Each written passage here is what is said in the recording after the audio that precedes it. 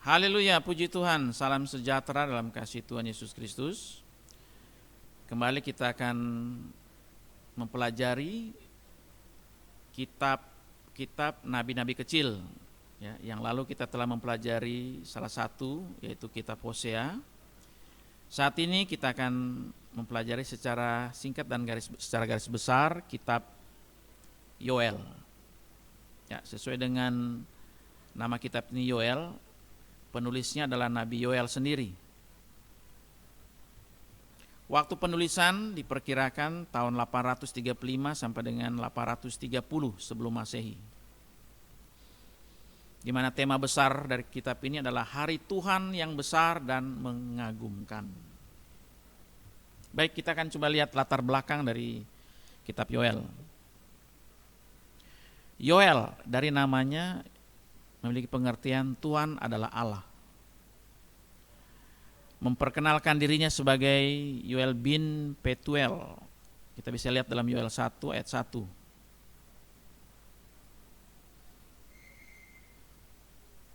Di kitab ini banyak kali acuannya berhubungan dengan kota Sion dan pelayanan di dalam bait suci. Ini menunjukkan bahwa ia seorang nabi.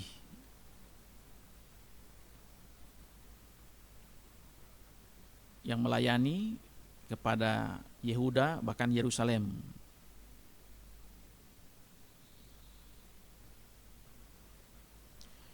Dalam kitab ini Yoel tidak menyebutkan siapa raja atau peristiwa bersejarah pada masanya. Sehingga diperkirakan pelayanan Yoel terjadi setelah pembuangan orang Yahudi kembali ke Yerusalem. Dan saat membangun kembali bait suci, itu kurang lebih.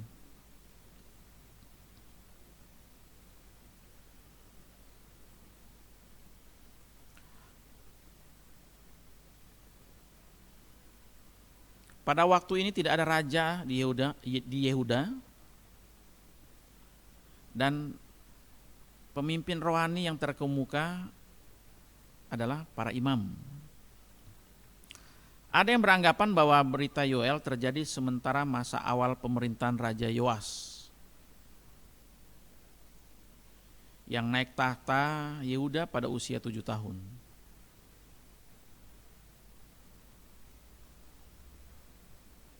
Karena masih muda, raja ini tetap berada di bawah perwalian imam besar Yoyada.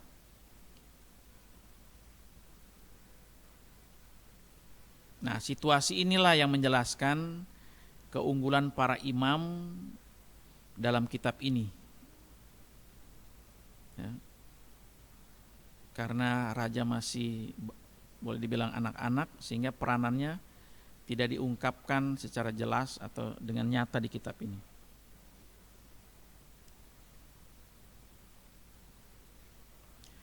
Tema nubuat dan gaya sastra Yoel lebih dekat dengan nabi-nabi abad ke-8. Seperti Nabi Amos, Mika, dan Yesaya.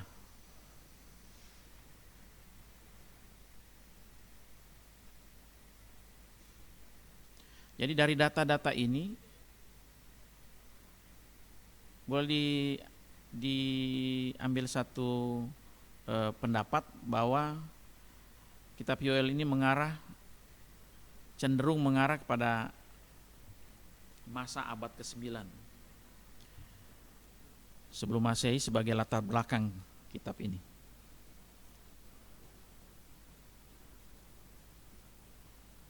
Peristiwa langsung yang mengakibatkan penulisan kitab ini itu berhubungan dengan serbuan belalang dan musim kering yang hebat.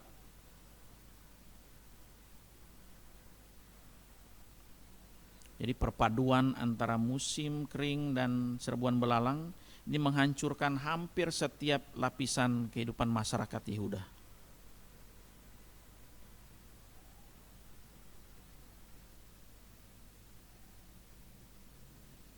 Dan ini rupanya menjadi peristiwa yang cukup terkenal dan yang mendatangkan akibat yang luar biasa parahnya. Jadi Di dalam kitab Yoel ini, dia menceritakan bencana yang menimpa umat Israel dan ajakan Nabi Yoel kepada para imam dan seluruh umat untuk bertobat. Di mana bencana alam merupakan pendahuluan sebelum datangnya hari Tuhan atau hari penghakiman, penghukuman.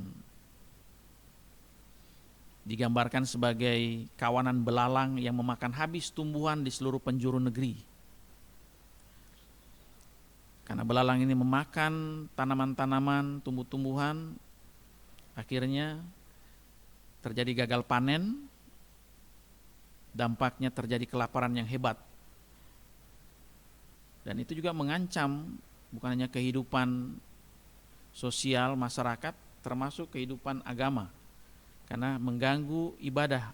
Kita tahu bahwa ibadah orang Israel itu berhubungan dengan korban-korban.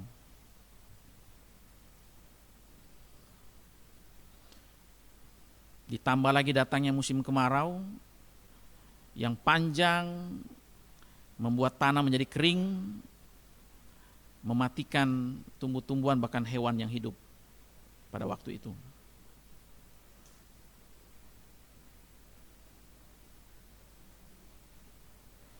Bagi Nabi Yoel, semua bencana tersebut menandakan bahwa umat dan bangsa-bangsa yang lain akan segera mendapat penghakiman dari Allah sebagai tanda awal.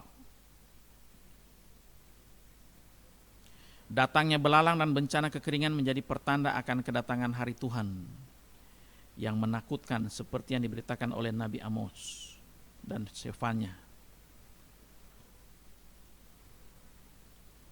Nah, kita akan coba lihat tujuan daripada kitab Yoel ini. Jadi Yoel berkhotbah dan menulis karena dua bencana alam yang terjadi, bahkan ada kemungkinan serbuan daripada pasukan asing ke Yehuda dalam waktu dekat. Sehingga dia menulis ini dengan tujuan pertama untuk mengumpulkan umat di hadapan Tuhan dalam satu perkumpulan raya yang kudus. Yang kedua,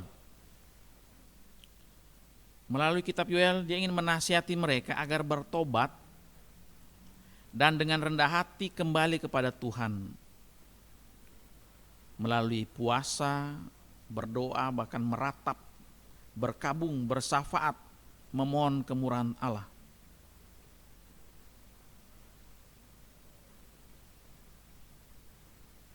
Dan yang ketiga, tujuannya untuk mencatat firman atau nubuatan yang disampaikan Allah melalui Nabi Yoel kepada umatnya pada saat mereka bersungguh-sungguh bertobat. Ada janji pemulihan di dalamnya. Kita akan coba melihat isi daripada kitab ini. Bagian pertama kita lihat Yoel 1 ayat 2 sampai 20 itu melukiskan atau menggambarkan, di sana kita bisa melihat kehancuran Yehuda ketika pasukan belalang yang besar melahap daun-daunan dan kebun anggur, pohon dan ladang mereka. Kemudian peristiwa ini mendatangkan kesengsaraan yang besar atas umat itu. Tapi sementara di tengah-tengah malapetaka, Yoel datang hadir untuk mengingatkan pemimpin rohani orang Yehuda untuk bertobat secara massal kalau mau terhindar atau mendapatkan pertolongan Tuhan. Bagian kedua itu pasal 2 ayat 1 sampai 17.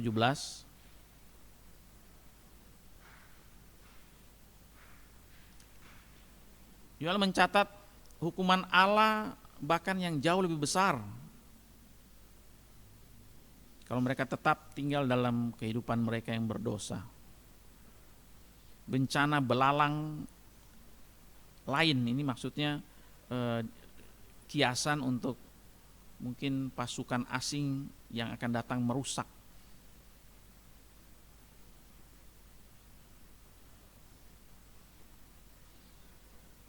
akan ada peperangan besar yang akan mengancam Yehuda. Jadi sekali lagi Nabi Yoel mencoba untuk memperingatkan orang Israel, termasuk di dalamnya pemimpin rohani. Ada seruan pertobatan massal yang diwujud nyatakan dalam bentuk puasa syafaat, berkabung meratap dengan sungguh-sungguh di hadapan Tuhan. Nah, dan bagian yang ketiga atau yang terakhir dalam Yoel pasal 2 ayat 18 sampai pasal 3 ayat 21 diawali dengan pernyataan bahwa Allah itu mengasihi umatnya. Ketika Allah melihat pertobatan mereka yang sungguh-sungguh,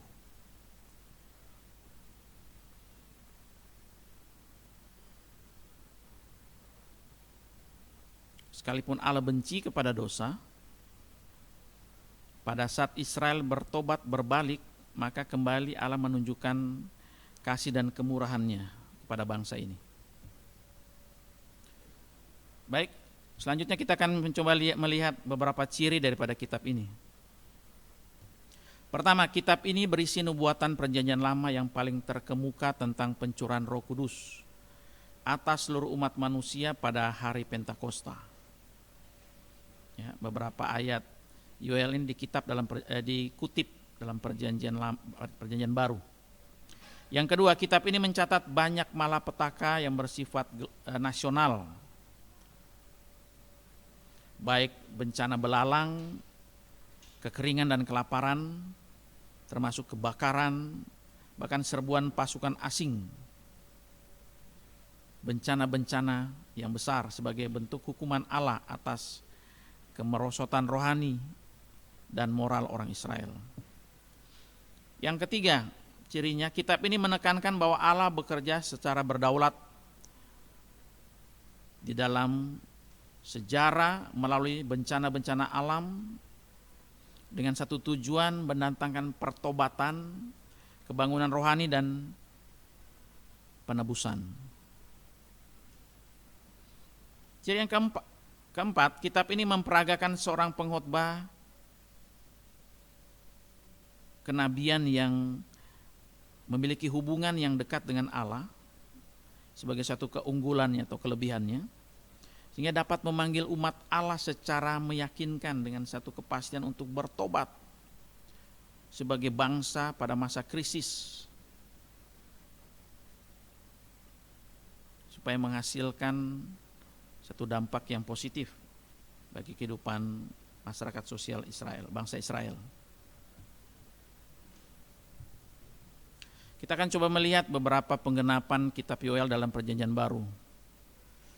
Seperti diungkapkan tadi, nubuatan tentang pencurahan Roh Kudus dalam Yoel pasal 2 ayat 8 sampai 32 itu secara khusus dikutip oleh Petrus dalam khotbahnya pada hari Pentakosta. Kita bisa lihat dalam Kisah 2 ayat 16 sampai 21.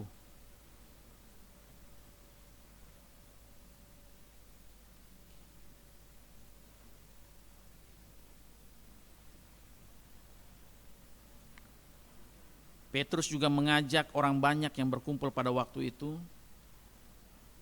untuk berseru kepada Tuhan, memohon belas kasihan Tuhan untuk menerima keselamatan. Itu sama seperti apa yang diserukan Yoel kepada orang Israel untuk mengadakan satu perkumpulan raya pertobatan massal. Kita lihat yang ketiga, ada tanda-tanda apokaliptis di langit yang dinubuatkan Yoel akan terjadi. Kembali dikutip oleh Petrus dalam Kisah 2 ayat 19 sampai 20. Bahkan oleh Tuhan Yesus sendiri dalam Matius 24 ayat 29.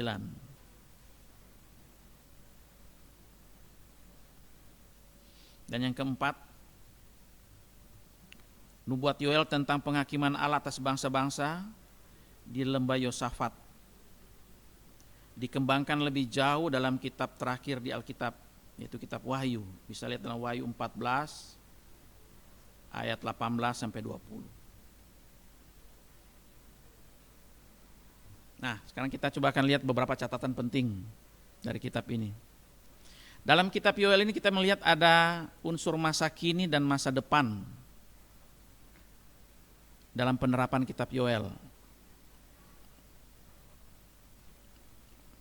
Kita boleh lihat dalam perjanjian baru di mana pernyataan-pernyataan tentang karunia-karunia roh yang mulai mengalir melalui umat Allah pada hari Pentakosta yang dinubuatkan, yang ditulis oleh kitab Yoel itu tergenapi pada hari raya Pentakosta. Dalam Yoel pasal 2 ayat 23 sampai 27 tentang Roh Kudus yang memberikan gambaran masa menuai dari hujan musim gugur dan musim semi. Dan juga ayat-ayat setelah itu, tanda-tanda di langit pada akhir zaman dalam Yoel 2 ayat 30 sampai 32 menunjukkan bahwa nubuat tentang pencurahan Roh Kudus mencakup bukan hanya hujan awal Roh Kudus pada hari Pentakosta, tapi juga pencurahan akhir Roh Kudus atas seluruh orang percaya pada akhir zaman. Nah, kira-kira demikian untuk materi kitab Yoel. Nanti untuk memperdalamnya ada tugas-tugas yang akan kita kerjakan sehingga kita akan mendapatkan pemahaman yang lebih luas tentang kitab ini. Demikian untuk saat ini, terima kasih dan Tuhan Yesus memberkati.